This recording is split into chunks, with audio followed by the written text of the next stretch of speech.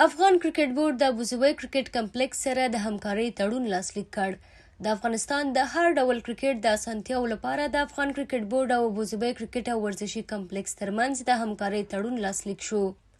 دغه تړون له مخې به افغان کرکټ بورډ ته د ابوظبي ورزشي کمپلیکس په کرکټ لوبغالو، روزنځایونو او ورزشي جیمونو کې له کوم فیس او لګښت پرته د افغانستان کرکټ ملي لوبډلې الف 19 کلنو او دغه راس نورو لوبډلو ته په نړیوال معیار برابرې اسانتیاوې او خدمتونه وړاندې کیږي.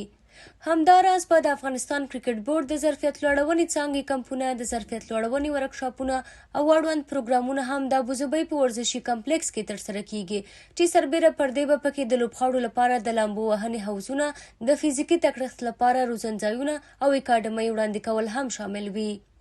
د ابوظبي کرکټ او ورزشي کمپلیکس په د افغانستان په کوربتوب د ملي لوبډلې د 2 اړخیزو ټیسټ سیالیو او لوبلړیو لپاره د ابوظبي کرکټ عمومي لوبخالي ټولرنس او ول لوبخالي په کمفیس افغانستان کرکټ بورډ ته په واک کې ورکوي. په همدې حال کې ابوظبي ورزشي کمپلیکس به د الف ایمرجنګ او 19 کلنو کم عمره لوبډلې لوبغاړو د تمریناتي کمپونو پر مهال له کوم فیس او لګښتونو پرته هر ډول تخنیکي اسانتیاوې برابروي.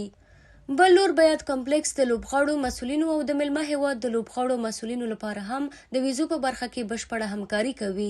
په بدل کې به د افغانستان کرکټ بورډ د اړتیا له مخې خپل ټول تمریناتي کمپونه د ملي لوبډلې د ټیسټ سیالۍ، د الف ایمرجنګ او 19 کلنو کم عمره لوبډلو لوبې او کمپونه، روزنیز او تخنیکي ورکشاپونه او د چمتووالي کمپونه د ابوظبي ورزشي کمپلیکس پر لوبغالو، روزنځایونو او میدانونو باندې ترسره کوي.